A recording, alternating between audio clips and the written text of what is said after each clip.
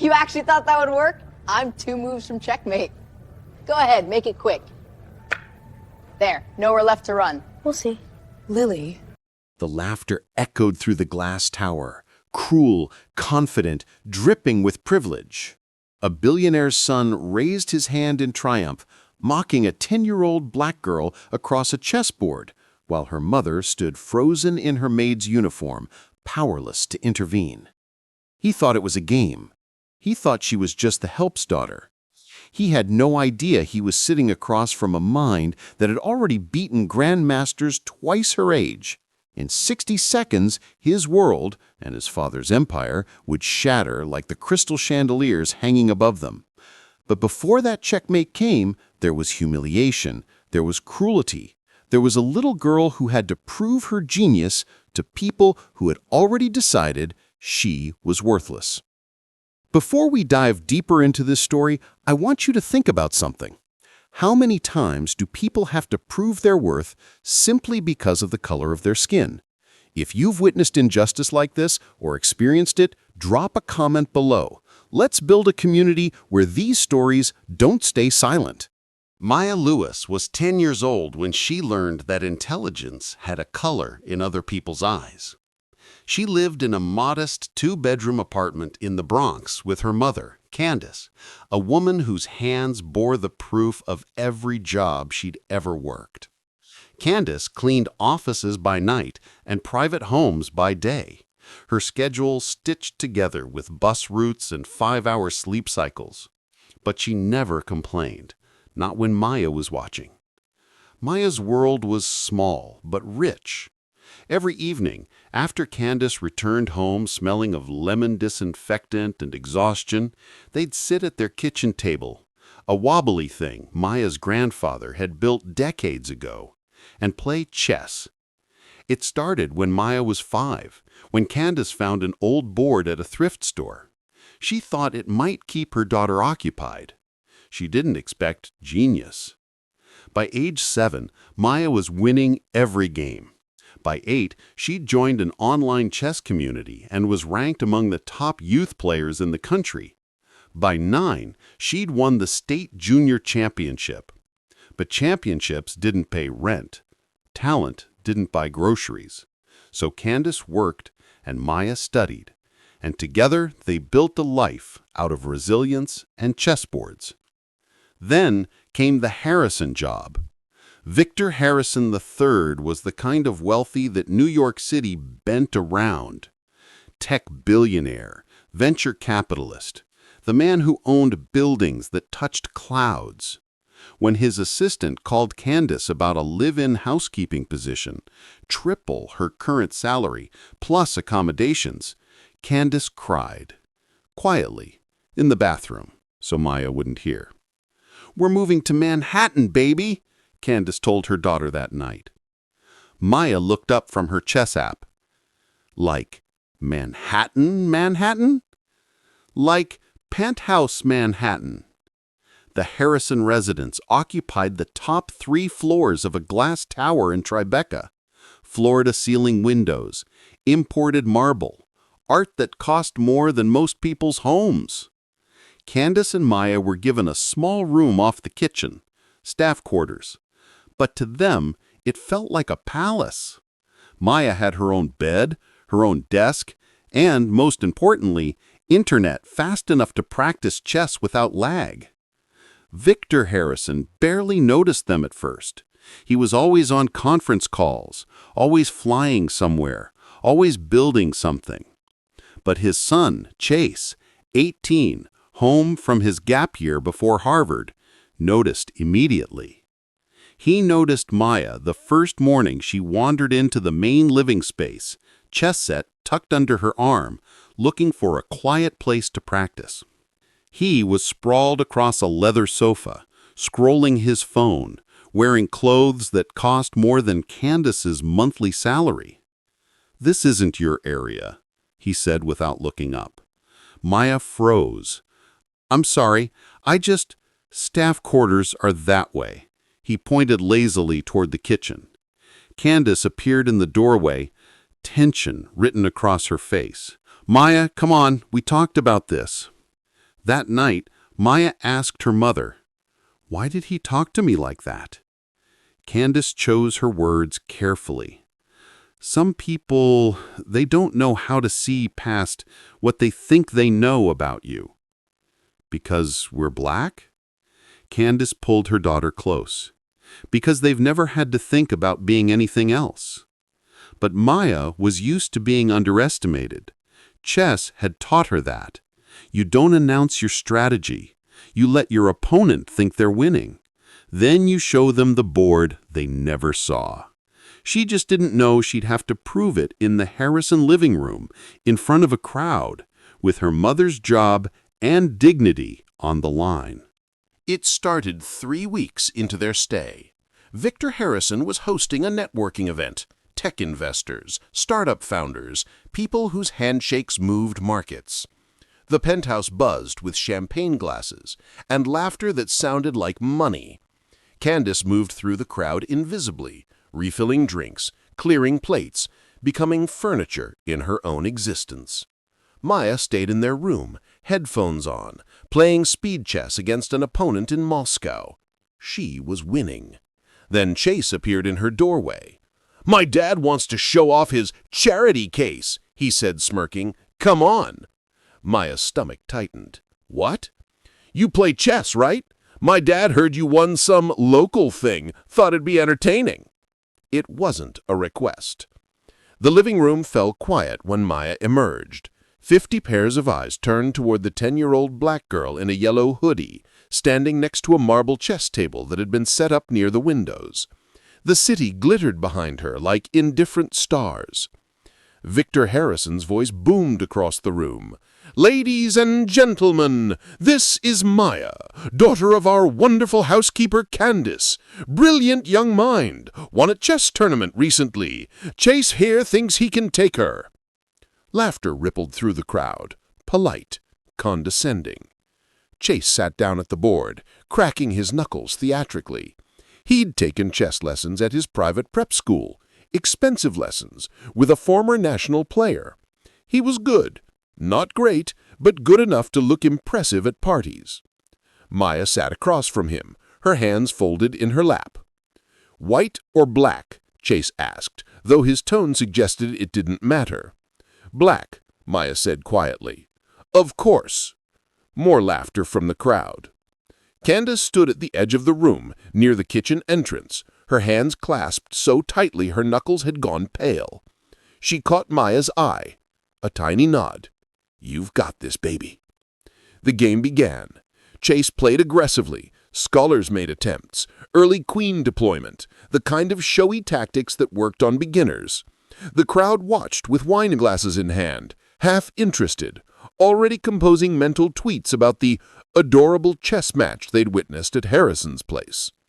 Maya played quietly. Pawn to e6, knight to f6, developing her pieces with surgical precision. 5 moves in, Chase was grinning. 10 moves in, he was confident. 15 moves in, something shifted in his expression. "She's actually playing," someone murmured. 20 moves in, Chase wasn't grinning anymore. Maya's position had transformed, her pieces coordinated like instruments in an orchestra, each one supporting the others, controlling key squares, building pressure Chase couldn't see until it was crushing him. "This is taking forever," Chase muttered, loud enough for the room to hear. "Guess we know who learned chess from YouTube." Scattered chuckles, but they were thinner now, uncertain. Maya moved her bishop, said nothing. Chase stared at the board. His next 3 moves were forced, defensive, reactive, the kind of play that signals the beginning of collapse. But he couldn't accept it, not in front of these people, not against her. So he started talking. "You know what's funny?" Chase leaned back in his chair, addressing the crowd as much as Maya. "My dad pays for your whole life. Your room, your food, your internet, which, let's be honest, is probably how you learned this game. And here you are getting lucky with a few moves, acting like you actually know what you're doing." The room went uncomfortably silent. Candace stepped forward instinctively, but Victor Harrison raised a hand. "Let them play." Maya's throat felt tight, her vision blurred at the edges, but her hand moved across the board with absolute certainty. Knight to d4. Threatening her queen, threatening her king, threatening the entire structure he'd built. Chase's face flushed. Cute move, really, but check! Maya said softly. Chase blinked, looked down. His king was suddenly in danger from 3 different angles, angles he hadn't seen developing. He moved his king, the only legal move available. Maya moved her rook. Check! Chase's jaw clenched. He moved again. Maya moved her queen into position. Checkmate! The room erupted, not in applause, but in confused murmuring. Chase stared at the board, his face cycling through disbelief, embarrassment, and finally rage. "You cheated," he said. The words landed like a slap. "Excuse me?" Maya's voice was barely audible. "I said you cheated. No way you actually—" "Chase!" Victor Harrison's voice cut through the room like a blade. But Chase was standing now, gesturing at the board. "She's the Maid's kid, Dad. She probably saw some streamer pull this exact sequence. This isn't real chess. This is—" "That's enough!" But it wasn't enough. Not for Chase. Not with 50 people watching his humiliation. "Fine. You want to pretend this means something?" He grabbed his phone. "Let's make it interesting. Another game, right now. But this time," he turned to the crowd performing, "if she loses, she admits she got lucky, on camera. So everyone knows this was a fluke." "And if she wins?" someone in the crowd asked. Chase laughed. Sharp, cruel. "Won't!" The second board was set up in silence. This time the crowd pressed closer. Phones came out. Someone started a live stream. The energy in the room had shifted from casual entertainment to something darker, a spectacle, a performance of power masquerading as a game. Chase sat down with the confidence of someone who'd already written the ending. He'd been humiliated once. It wouldn't happen again. This time he'd play differently, aggressively, without mercy. Maya sat across from him, smaller than ever in her yellow hoodie, and chose white. The game began with fire. Chase attacked immediately, pushing pawns, sacrificing pieces for tempo, creating chaos on the board.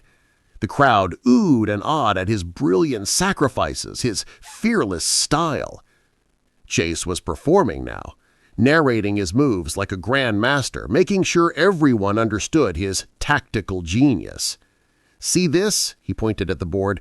"This is called a Greek gift sacrifice. They teach it at real chess clubs." The implication hung in the air like smoke. Maya said nothing. She responded to each attack with quiet precision, accepting sacrifices when they favored her, declining them when they were traps.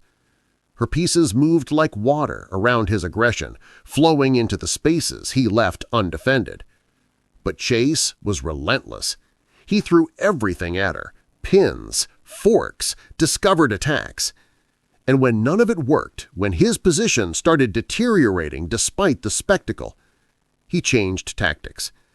"Must be nice," he said, moving his knight, "getting all this attention just for existing. Diversity points, right? My dad hired your mom because it looks good. That's why you're even playing right now. It makes for a nice story.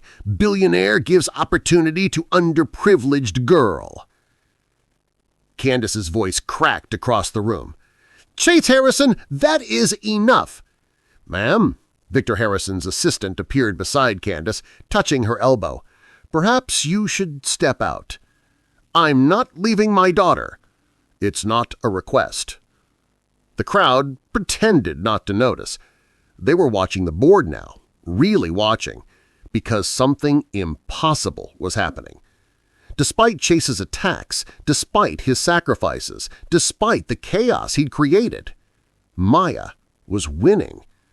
Her queen sat centralized, controlling the board. Her rooks doubled on the open file. Her king was safe behind a fortress of pawns while Chase's pieces scattered across the board like refugees. Chase saw it happening, felt the game slipping, and something inside him cracked. "You know what?" He stood up abruptly. "I'm done pretending this is legitimate." "Sit down, Chase." Victor Harrison's voice carried a warning. "No, Dad. Everyone here knows this is a joke. She's probably been studying my games online. Or, wait, is someone feeding you moves? Is that it? Someone in your room sending signals?" The accusation detonated in the silence. Maya's hands shook. Tears pressed at the corners of her eyes, but she refused to let them fall. "I would never." "Prove it. Play without your mom watching. Play in a room alone. Play—" "Sit down!" Victor Harrison's roar silenced the room. But the damage had been done. The crowd's expressions had shifted, some disgusted, some uncomfortable, some still uncertain. The doubt had been planted. Chase sat down, but he was smiling now, poison sweet, victorious even in defeat. Maya stared at the board through blurred vision. Every piece was exactly where she'd calculated it would be. The checkmate was 3 moves away. Simple, undeniable, beautiful. But her hands wouldn't move, because Chase had done what he set out to do. He'd made it not about chess. He'd made it about her worthiness, her legitimacy, her right to be in that room, at that board, in that world. And he'd done it knowing exactly what it would cost her. Candace's voice, shaking with controlled fury. "Finish it, baby! Show them!" Maya looked up at her mother, at the woman who'd worked herself hollow to give her daughter opportunities, at the woman who was standing in a maid's uniform in a billionaire's penthouse, refusing to be invisible. Maya's hand moved to her queen. "Checkmate," she whispered. Then louder, for everyone to hear. "Checkmate!" Chase stared at the board. The room held its breath. Then he swept his hand across the table, scattering pieces across marble floor. "This is bullshit!" he spat, and walked out. The crowd dispersed like smoke after fire. Awkward goodbyes, averted eyes, the kind of exit people make when they've witnessed something they'd rather forget. Victor Harrison stood by the windows, staring out at the city lights. When he finally spoke, his voice was quiet. "Candace? Maya. My office. Now." Candace's heart dropped into her stomach. This was it, the moment she'd feared. They'd be fired. They'd go back to the Bronx. All of it, the opportunity, the hope, the chance for something better, gone, because her daughter was too brilliant and a rich boy couldn't handle it. They walked into the office expecting termination. What they got was something else entirely. Victor Harrison sat behind his desk, fingers steepled, face unreadable. Then he opened his laptop, turned it around, and pressed play. It was security footage, multiple angles, every moment of both chess games, every word Chase had said, every accusation, every insult, every cruel implication. "I review all footage from events in my home," Victor said quietly. "Security protocol."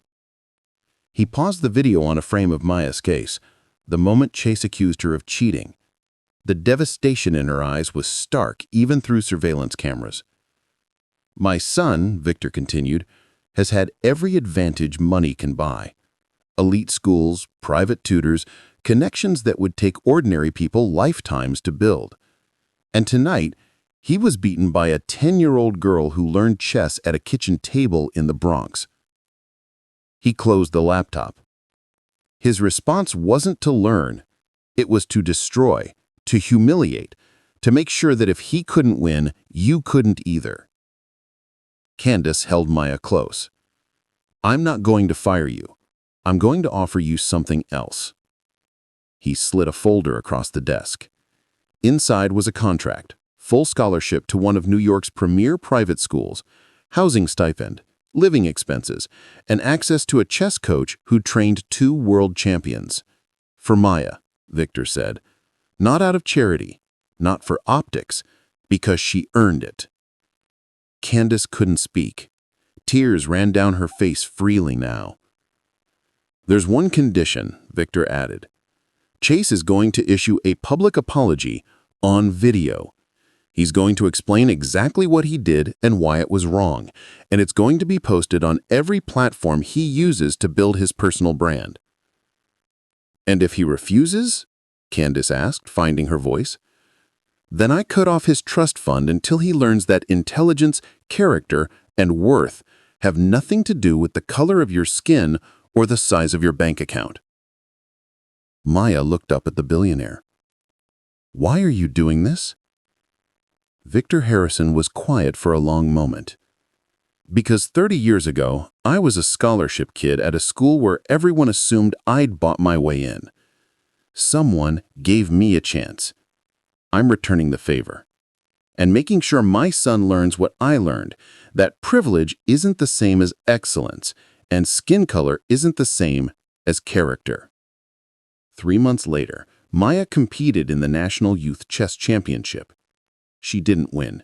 She came in third, against opponents twice her age, with years more experience, in a tournament that didn't care about her story or her struggle. But she played every game with the same quiet precision she'd shown that night in the Penthouse. And when she left the tournament hall, she was smiling, because she'd learned something more valuable than victory. She'd learned that her mind didn't need permission to be brilliant, that her worth wasn't determined by people too small to see past their own prejudice, that genius doesn't announce itself. It simply plays the game, makes the moves, and lets the board speak. Candace still works, not as a maid anymore. Victor hired her as his community outreach director, helping identify talented kids from underserved communities who deserve opportunities. Chase issued his apology. It went viral, not for the reasons he hoped. The comment section became a testament to how many people had experienced exactly what Maya experienced. How many had been told they were lucky instead of talented. How many had their achievements questioned because of their skin color. And Maya? She still plays chess every night. Sometimes on her phone, sometimes at tournaments, sometimes at the kitchen table in their new apartment. Bigger now, but still home. With her mother across from her, studying the board like she's seeing it for the first time. Because that's what resilience looks like. Not the absence of injustice, but the refusal to let injustice have the final move.